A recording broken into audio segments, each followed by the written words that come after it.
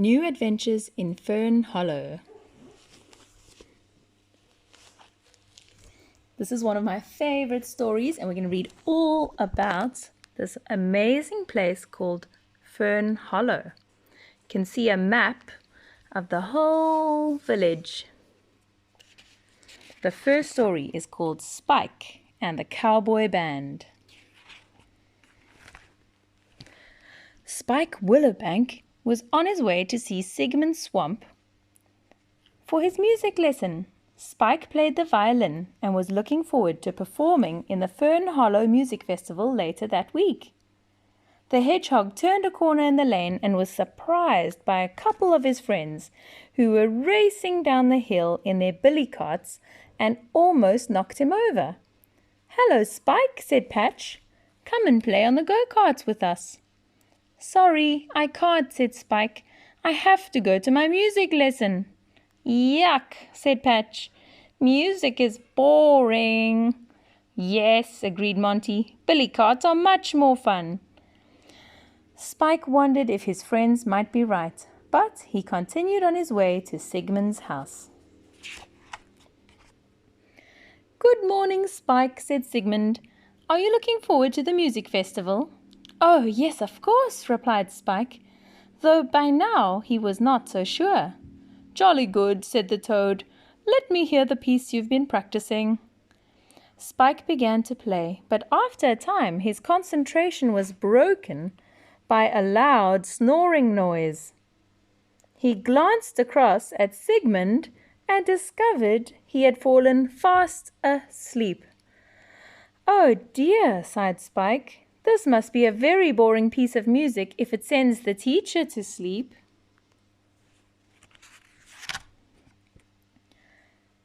At Trundleberry Manor, the Fern Hollow Brass Band was practicing their contribution to the music festival. "Yes, that was very good," said Lord Trundle when the band had stopped playing. "I think the festival will be a great success.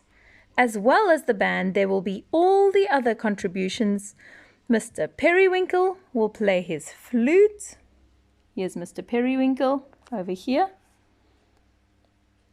"There will be the recorder group, and Spike Willowbank will play his violin." "I agree," said Brock Gruffy. "It will be very entertaining, but it would be nice if we could think of something to make it a little different this year." This is Brock Gruffy. You're right," said Lord Trundle. "Listen, I think I have an idea." The next day, Spike and his friends were fishing in the River Ferny when Jingle's taxi drew up close by at the Jolly Vole Hotel. They all watched as Jingle opened the door for his passengers, and they stepped out. They were 4 animals dressed like cowboys. One of them, a raccoon, tipped Jingle, and then they all disappeared into the hotel. "Wow!" cried Patch. "They look great. I wonder if they're real cowboys." That night, as Spike lay in bed, he heard music drifting across from the Jolly Vole. It was the sort of music that cowboys play. "Of course," said Spike. "They are a cowboy band." "That's wonderful." Spike was very excited. He crept out of the house and he ran down the lane to the hotel. The music was coming from one of the upstairs rooms. Spike clambered up a tree and peeped in through the window. The band was practicing. They sounded marvelous. The music was very jolly. The sort of thing that would make you want to dance. In fact, Spike began to rock and jiggle around in the tree. That was a mistake, because suddenly the hedgehog lost his balance and fell. Fortunately, his pajamas caught on a branch, and he was left dangling high above the ground. "Help!" cried Spike. "Somebody get me down!" The landlord of the Jolly Vole and the cowboy band came out, and they came rushing to see what all the noise was about. "Don't worry, partner," shouted Rip, the band leader. "I'll get you down." Rip at once began to shin up the tree. There's the rest of the band and the owner of the hotel. He climbed out onto the branch on which Spike was caught and pulled him up. Everybody cheered, but the next moment there was a loud crack.